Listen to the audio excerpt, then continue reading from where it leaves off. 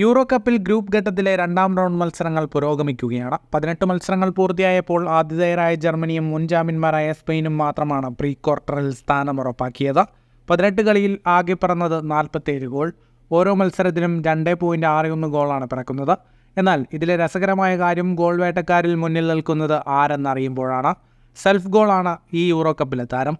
ഇതുവരെ 5 സെൽഫ് ഗോളാണ് വിവിധ ടീമുകളിലൂടെ സ്കോർ ചെയ്യപ്പെട്ടത്. ഏറ്റവും ഒടുവിൽ നിലവിലെ ചാമ്പ്യന്മാരായ ഇറ്റലിക്കെതിരെ മുൻ ചാമ്പ്യന്മാരായ സ്പെയിൻ്റെ ജയവും സെൽഫ് ഗോളിലൂടെയായിരുന്നു. ഇതിനു മുൻപ് ഓസ്ട്രിയക്കെതിരായ മത്സരത്തിൽ ഫ്രാൻസിൻ്റെ വിജയവും ഓൺ ഗോളിലായിരുന്നു. സ്കോട്ട്ലാൻഡിനെതിരായ യൂറോ ഉദ്ഘാടന മത്സരത്തിൽ ജർമ്മനിയുടെ റയൽ മാഡ്രിഡ് താരം അന്റോണിയോ റൊഡിഗറാണ് ഓൺ ഗോൾ അടിക്ക് തുടക്കമിട്ടത്. പിന്നീട് ക്രൊയേഷ്യക്കെതിരെ അൽബേനിയ താരം ക്ലോസ് ഗാസ്യൂളയും പോർച്ചുഗലിനെതിരെ ചെക്ക് താരം റോബിനും ഓൺ ഗോൾ അടിച്ചു.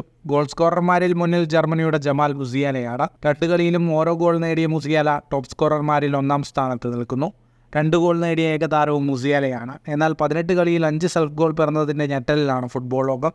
ഫുട്ബോൾ ലോകത്തെ കൂടുതൽ വാർത്തകൾക്കും വിശേഷങ്ങൾക്കുമായി സ്പോർട്സ് കഫേ ഇപ്പോൾ തന്നെ സബ്സ്ക്രൈബ് ചെയ്യുക.